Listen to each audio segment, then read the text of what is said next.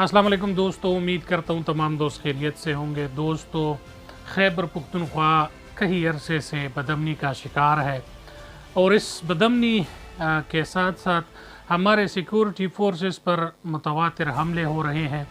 और इस दफ़ा आप तमाम दोस्तों को मालूम होगा कि कल खैबर पुख्तनख्वा का इलाका डेरा इस्माइल ख़ान में दराबन के मकाम पर ताने पर हमला हुआ है और हमला इतना अफसोसनाक है कि उसमें 10 पुलिस एहलकार शहीद हो गए हैं और इसके साथ साथ 6 पुलिस जवान जो है वो शदीद ज़ख्मी हैं।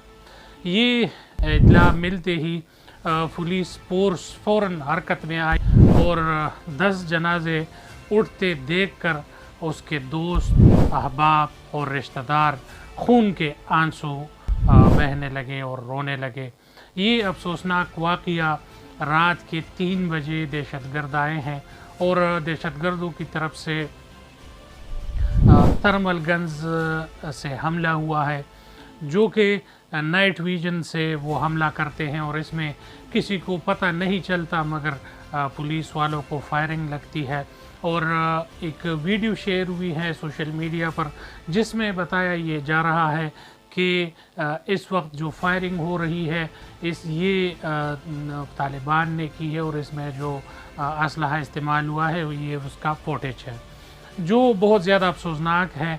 और ये असलहा अमेरिकन असलहा है और इस असलहे के इस्तेमाल की वजह से ये तमाम जवान जो है वो शहीद हुए हैं और शहादत के रुतबे पर फाइज होने के साथ साथ उनके घर वाले और उनके दोस्त और अहबाब इसको रोता हुआ छोड़कर चले गए हैं। दोस्तों को ये अफसोसनाक वाक़या बताने की ज़रूरत ये थी कि तमाम सिक्योरिटी फोर्सेस ये ध्यान रखे कि ये असलहा जो इस्तेमाल हो रहा है ये अमेरिका का दिया हुआ तोहफ़ा है, जिसको अब खैबर पुख्तनख्वा के सिक्योरिटी फोर्सेस झेल रहा है।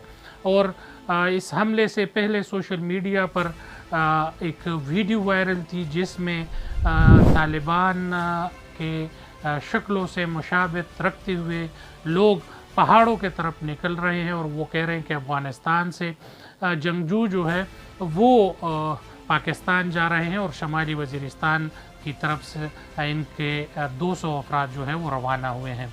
उसके बाद ये हमले में तेज़ी आई है और हमलों में जो है सिक्योरिटी फोर्सेस और मुआशरे के मुख्तलिफ ज़िंदगी से ताल्लुक़ रखने वाले लोगों को शहीद किया जा रहा है और इसमें ये सिक्योरिटी फोर्सेस पर हमला हुआ है।